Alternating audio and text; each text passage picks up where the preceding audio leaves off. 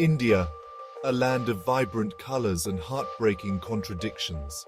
We celebrate festivals with zeal, yet grapple with poverty. We produce brilliant minds, yet many lack basic rights. At the heart of this struggle lies a silent killer: corruption. It's not the grand scams that hurt us most. It's the million tiny cuts, the everyday corruption that bleeds us dry. The bribe demanded for a hospital bed, denying a sick child a fighting chance. The ration card that never reaches the needy, their share siphoned off by greed. The village pump that runs dry, funds for its repair lost in a maze of deceit. These are the faces of corruption. Their stories a stark reminder of the human cost of our apathy. The air is thick with chemicals. The river, once a source of life, now runs black and poisonous. Industries bribe officials, environmental regulations are flouted, and our rivers become toxic dumping grounds.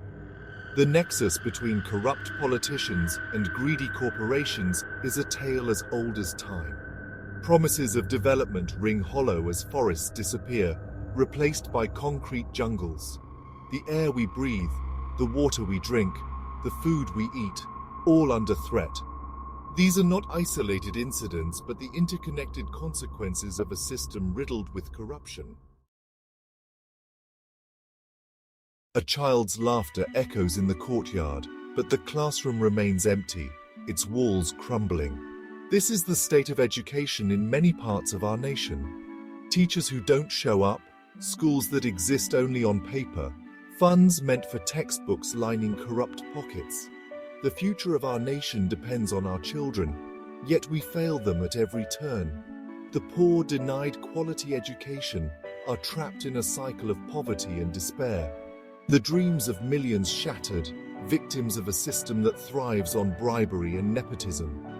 Every rupee lost to corruption is a brick stolen from the school that never was, a textbook denied to a child eager to learn. Beyond the glitz, the real cost of empty promises. Shiny new airports, gleaming malls, high-speed trains, the face of modern India. But behind this facade of progress, a darker reality persists.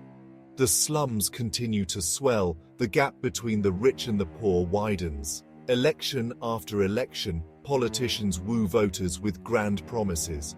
Freebies are distributed, lofty speeches delivered, but the ground reality remains unchanged. This is the real cost of corruption, the erosion of trust, the widening chasm of inequality, the perpetuation of poverty. A nation's conscience. Time to reclaim our future. India stands at a crossroads, our future hanging in the balance. Will we continue down this path of corruption and decay, or will we rise to the challenge and reclaim our destiny? It is time to awaken our collective conscience, to refuse to be bystanders to this silent assault on our nation. We must demand accountability from our leaders, hold them responsible for their actions. We must reject the culture of bribery, the acceptance of shortcuts, the silence that enables corruption to thrive. The fight against corruption is not a choice but an imperative. We, the people, seeds of change in our hands. The power to change our destiny lies not in the hands of politicians or bureaucrats, but in our own. We, the people of India, are the true custodians of our nation's future. It is our responsibility to nurture the seeds of change, to cultivate a society where honesty, integrity, and accountability are the norm.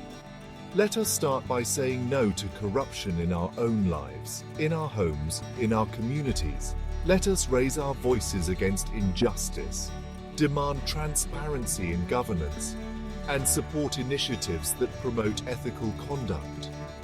Let us educate our children about the importance of integrity, instilling in them the values of honesty and fairness. Let us be the change, let us be the hope, let us reclaim our India together.